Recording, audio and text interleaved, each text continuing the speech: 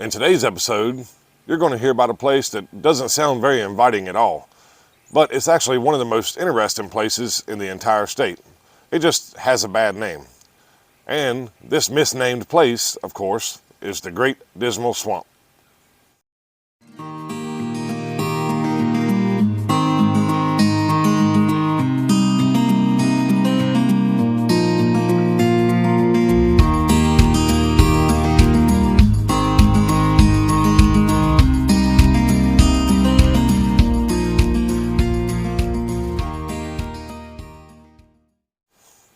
Hey everybody, and welcome to the NC Everything podcast.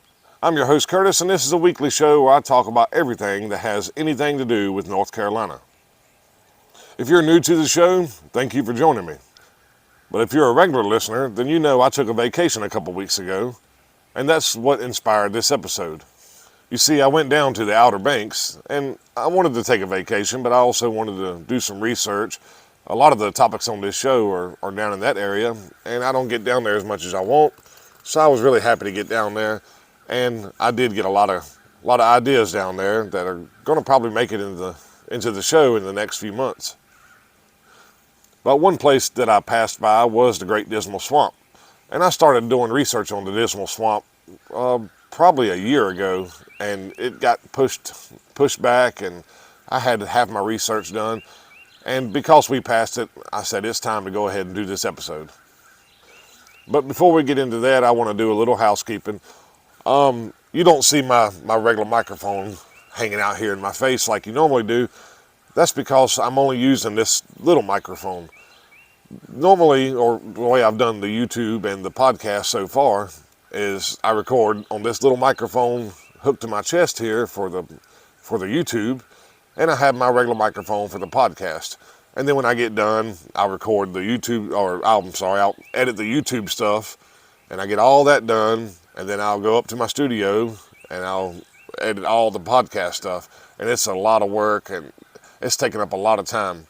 So I think what I'm going to start doing is just using this microphone for right now, and when I edit the YouTube video, that audio is going to go on the podcast. The problem there is this microphone that I'm using right now isn't as high quality as my podcast microphone, so the audio suffers a little bit. But I want you to know if all of a sudden you don't really like the way it sounds, I am going to be looking for a better quality lapel mic for the one tool for everything. So just bear with me for a little bit. I'm gonna work on that. And I know that most of you are listening through some podcast player like Audacity or Stitcher or Apple Podcast, and some of you are listening to me straight through the website, which is at www.thencEverythingpodcast.com, by the way. But then there's a handful of you that are watching me on YouTube, and I just want to make sure that I put out a quality show across the board. Now, if you are new to the show, if you're watching on YouTube, in the description below, there'll be links to the website. But also, I'll try to post pictures throughout the video. I'm starting to do that. I did that in the last video. I might start doing that from now on, if I can. For those of you listening through a player, you can go to the website and click the episode, and there'll be show notes there, and that's where you'll find pictures to anything related to that episode. And I know you loyal listeners who keep coming back every week hear that same thing just about every week, and I know you probably get tired of it. But it's that one new listener who may need to hear it. And that's why I put it to the show description when the actual content starts. That way you can skip all that and get straight into the good stuff. And let's see, one other thing I want to put at the beginning. If you like the show and you want to follow us, you can do that on Facebook at the NC Everything Podcast Facebook group. Just search the NC Everything Podcast on Facebook. And if you want to help the show, the best thing you can do is subscribe, rate, and review wherever you're listening or watching. And the last thing I want to address is, if you're watching, you can see I'm outside again. If you're listening, you can probably hear birds and all kinds of mess. I really like being out here, but if hearing all this ambient noise back here is taken away from your NC Everything podcast experience, I definitely want you to go to the website, hit the contact button, and let me know, because I want to put out a good show for you. And the last thing, you may see me messing with my hands a lot. It is absolutely freezing out here again, but I want to be out here. I like it out here. I like it better than the studio. And so I'm willing to get a little uncomfortable to do this for you. But I promise I'm not over-caffeinated. I'm never over-caffeinated. I'm just freezing. And I think that's the last thing, so let's go ahead and get to the content.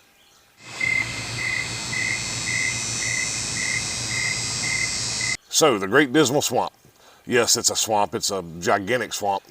And it is very dismal, but it is also very great. Speaking of the great thing, I'll probably just call it Dismal Swamp, but it is the Great Dismal Swamp. It's so great, in fact, it takes up 112,000 acres, and it spreads from North Carolina into Virginia. Now, on the North Carolina side, the Dismal Swamp is found in Camden, Gates, and Pasquotank counties. And in Virginia, it's in Chesapeake and Suffolk counties. And another thing, it's a coastal swamp. It's only about 20 miles from the coast. Now, I say 20 miles from the coast, it's 20 miles from the Currituck Sound. And then on the other side of that sound is the Outer Banks, and then you're at the coast. Now, right in the heart of Dismal Swamp is Lake Drummond. And Lake Drummond supposedly contains magic water, which I'm going to tell you about later in the show.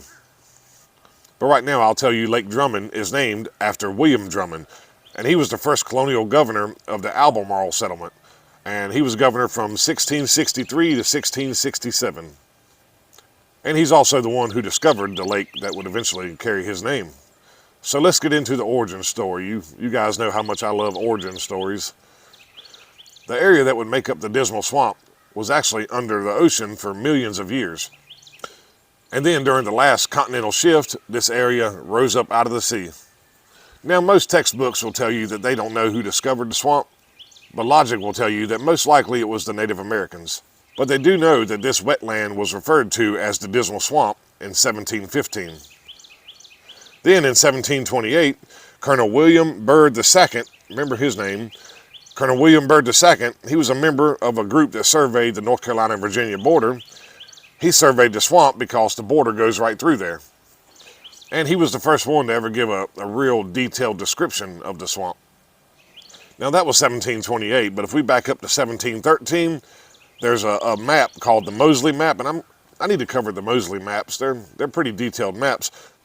But the 1713 Moseley map shows the swamp as the Great Dismal Swamp. And that's 1713. Now, most experts believe the swamp is about 10,000 years old, and originally it consumed about 2,000 square miles.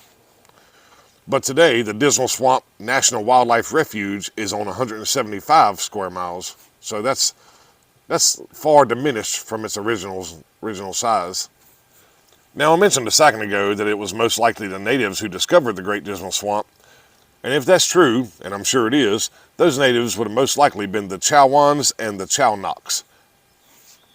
And I'm sure a lot of other tribes and subsets of tribes moved through this area, but that's the only two I could find in my research. Now, like every other story in America's history, settlers moved in and they pushed the natives out. And most of these settlers came from the Jamestown area and around the Jamestown area, but I'm sure a lot of settlers came from the south around Charleston and New Bern and that area too, moving north. Now, Colonel William Byrd II, who I mentioned a second ago, he was the first one to suggest that they drain the swamp and then dig a canal that connects the Chesapeake Bay in Virginia and the Albemarle Sound in North Carolina. And that idea seemed like a good one. It was spreading pretty quick. Then in May of 1763, a young man named George Washington visited the Dismal Swamp for the very first time, and he fell in love with it. Well, when he came down, he brought some friends with him. 12 friends to be exact. Actually, I don't know if it was 12 friends, but eventually they would split the area up into 12 parts. Well, when George Washington saw the Great Dismal Swamp for the first time, he saw the potential down there. There was plenty of timber on it, and everybody knows you can make a lot of money off timber, but also underneath that black water was some really fertile dirt. And if they could drain the swamp, that would make some incredible farmland. So it was during George Washington's visit that him and his friends formed two syndicates. And a syndicate is just a group. I'm not sure why they call it a syndicate, but all my notes call it a syndicate. But they did. They formed two syndicates. One was the Dismal Swamp Land Company, and the other one was the Adventurers for Draining the Great Dismal Swamp. And that's a mouthful of a name, but I guess it sounded good to them at the time. And the whole goal for these two syndicates was to drain the swamp, harvest the trees, and then use the land for farming. And so they bought 40,000 acres of the swamp for $20,000. If you're listening instead of watching, Charlie the cat has showed up. And after they bought the land, George Washington started digging a 5-mile long ditch that would eventually be called the Washington Ditch. Now I say he started digging it. You and I both know that this ditch was dug by slave labor. But it was dug down the western edge of the swamp from Suffolk down to Lake Drummond. And eventually, in the late 1700s, another ditch was complete. It was called the Riddick Ditch. I didn't do a whole lot of digging into that one. But these ditches, they had a purpose. Not only did they help out with draining the swamp, they would also use this ditch to float the logs that they cut down into the Albemarle Canal where they could be loaded up and shipped out. Now, while one group was cutting all this timber, the other group was working on draining the swamp. However, they soon realized it was going to be a lot of work to drain this swamp. And so they gave up on the idea and they went and joined the timber cutting guys because that's where the money was. Now, as far as all this timber cutting goes, the cypress trees in the swamp, they would be cut and used in shipbuilding. And the cedars, they would be made into shingles and other stuff. Now, I want to jump ahead just for a second. But in 1796, the relationship between George Washington and the rest of this group kind of soured. And all it really said was that he was becoming unhappy with the way the land management was going. And so he contracted to sell his 1/12 of the property to an acquaintance of his named Harry Lighthorse Lee. And to a lot of you, that name is probably very familiar. Two things about Lighthorse Lee. One, he served with Washington during the Revolutionary War. And two, he was the father of a man who will forever be remembered as General Robert E. Lee. But anyway, Lighthorse Lee couldn't come up with the money, so after Washington died, his part of the land just went on to his descendants. And that's the end of George Washington's part in this story. So now let's back up 9 years. Now it's 1787, and the Virginia State Legislature authorizes the Dismal Swamp Canal. But remember, the Dismal Swamp isn't just in Virginia, it's in North Carolina too. But don't worry, 3 years later, in 1790, the North Carolina legislature approves the Dismal Swamp Canal. And then, 3 years after that, work on the Dismal Swamp Canal commenced. And this Dismal Swamp Canal, I know the Washington Ditch is really important, but the Dismal Swamp Canal is a major feature in the Dismal Swamp. It took 21 years to construct it, and that was between 1793 and 1814. It's 22 miles long, and it runs between Deep Creek, Virginia, and South Mills, North Carolina. But the most important thing about the Dismal Swamp Canal is that it connects the Elizabeth River to the Pasquotank River, and that means it connects the Chesapeake Bay to the Albemarle Sound. And remember, that was an idea from the very start. Now, they dug this canal kind of the way they did the Blue Ridge Parkway. They started at each end and worked their way toward the middle. And in 1805, the Dismal Swamp Canal was finally connected. And a cool fact is, the Dismal Swamp Canal is believed to be the oldest existing man-made canal in the United States. Now, after they finished it, it would still take 9 years before the first real ship would go down the canal. And the reason I say real ship is because when they cut timber, they were using flatboats. When they didn't float the logs, they were using flatboats to move the shingles and stuff like that. So for 9 years, they continued that operation with the smaller boats. But eventually, 9 years later, the first real ship would use the canal. Well, then in 1859, a new canal was opened, and that was the Albemarle and Chesapeake Canal. And it connected the Elizabeth River with the Currituck Sound. And it stole some thunder from the Dismal Swamp Canal. Now we're going to 1909. The Dismal Swamp Land Company sells their property to a company called the Camp Manufacturing Company. Now, the Camp Manufacturing Company, they continued to cut timber out there up until the 1950s. And it was in the 50s when the last 20,000 acres of virgin timber was cut out of the Dismal Swamp. In 1923, a giant forest fire burned in the Dismal Swamp, and it lasted for 3 years and consumed 150 square miles. And I tried to dig into this a little bit. I couldn't find a whole lot, but it had to be a major fire if it went on for 3 years. Now, somewhere along the way, the Camp Manufacturing Company became the Union Camp Corporation. And then, in 1973, on the anniversary of George Washington's birthday, the Union Camp Corporation donated 49,100 acres in the Virginia part of the Dismal Swamp to the Nature Land Conservancy. Then the Nature Land Conservancy turned around and they gave that land to the Department of the Interior. And that's when the Great Dismal Swamp National Wildlife Refuge was born. And today, like I said in the beginning, the Great Dismal Swamp National Wildlife Refuge spreads across 112,000 acres. Now in my notes I actually read, one source said 110,000, I think I actually read 111,000, but several of them said 112,000, so that's what I'm going with. Then in 1989, the Dismal Swamp Welcome Center opened, and I'll mention that again toward the end. It was in 2008 when the Dismal Swamp State Park opens. And that's the history of the Great Dismal Swamp. Now it sounds like I'm wrapping up, but we're not even close to being done yet. You see, for many years, the Dismal Swamp kind of held a secret. And it held this secret from the people in the 18th and 19th century. And then it held this secret from me for a very long time. You see, I didn't find out till later that runaway slaves lived out in the Dismal Swamp. And it wasn't just slaves. Pretty much anybody who felt oppressed back then would head out into the swamp for safety. But for the most part, it was former slaves, runaway slaves, or people of color, because back then you couldn't tell whether one was a slave or not. And so they were kidnapping free people of color and selling them into slavery. So these people, they headed way out into the swamp, deep into the swamp where no man really wanted to go. And they found these islands called the Messick Islands out there. And they set up these communities called maroon communities. And the word maroon comes from the Spanish word cimarron. And that means fugitive, fierce, and unruled.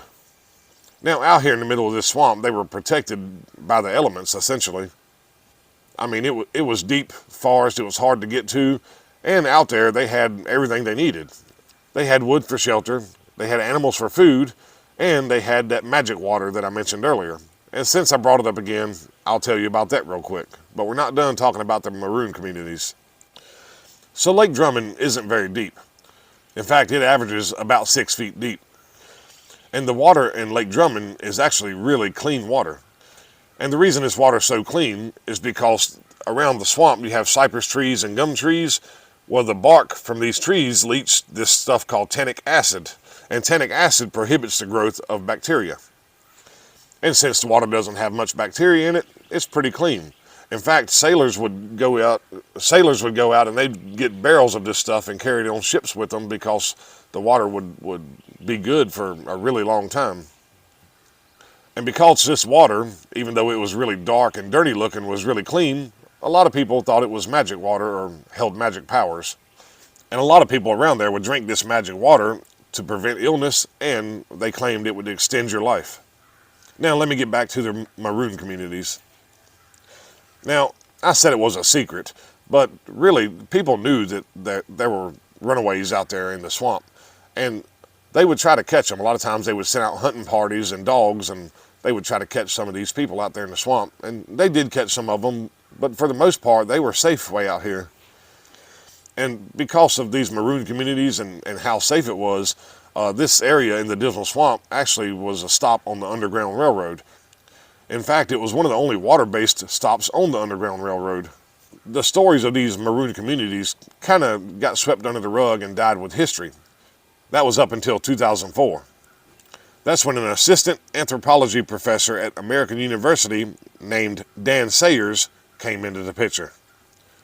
He was the first archaeologist to excavate the interior of the Great Dismal Swamp. And boy, did he stumble on something. He found a bunch of Native American artifacts, but then he started finding evidence of these maroon communities. In fact, he started finding evidence of where the actual structures stood. And that's when the stories of the maroon communities came to the surface again. In fact, the first time I heard of them was on a PBS documentary, and I'm pretty sure it was a thing about Dan Sayers and what he was doing out there. Now, I've tried to visit the Dismal Swamp twice. The first time was several years ago, and unfortunately we were in a severe drought. Now, I did go to that Dismal Swamp Welcome Center, and it was right beside a canal. I don't remember if it was the Washington Ditch, but it was right beside one of the ditches. And it was really cool. That water is almost black. And I was really happy to be there. and we tried to find, I think it was some sort of other thing, visitor center or education center out there. We were following a GPS, and we rode down one road and another, and we were on this other road. We went way out in the woods, and we found whatever it was, but there was no water out there at all. It was completely dry. But I love road trips. I've never had a bad road trip, so we were happy, but we headed home. And then on my Outer Banks trip a couple weeks ago, I wanted to give it another try. And we were going to go to a different spot of the Dismal Swamp. Again, we were following the GPS, and we ended up following this GPS down some other road. It was a dead-end road, and again, we were kind of like, okay, we'll try again later. So we left. And we were on our way to Merchants Mill Pond State Park. And I know I told this story in the last episode, but we were on the way to Merchants Mill Pond, and all of a sudden we started going along this really, really pretty swampy area. And I said, I wonder if that's part of Dismal Swamp. We looked on the GPS, and there it was. We were riding right along the side of it for probably 3 or 4 miles. And I posted a few pictures of that in the last episode. I'll post those pictures for this episode too.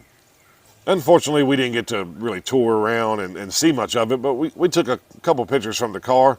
I do plan on going back again eventually. I want to make the Outer Banks a more regular trip for me. And that's the Great Dismal Swamp, guys. I hope you learned a thing or two. Like I always say, I hope you learned something, because I sure did while I was researching this for you. And another thing I say at most of the ends of my episodes, if you get a chance to go out to the Dismal Swamp, I wouldn't turn it down. I don't know if I'd follow the GPS. It might be better to get an actual map, but it would definitely be worth seeing. There's a lot of history out there. I don't know if you could ever get out to where the maroon communities were. Personally, I would love to go out there and see it, because I say this a lot too. I like history you can see and touch. So maybe there's nothing out there to see. There's probably nothing out there to see, but just to stand there and know what happened there, that would be incredible. Now, if you enjoyed this episode and you want to hear others, my backlog of episodes is on the website at www.theenseverythingpodcast.com.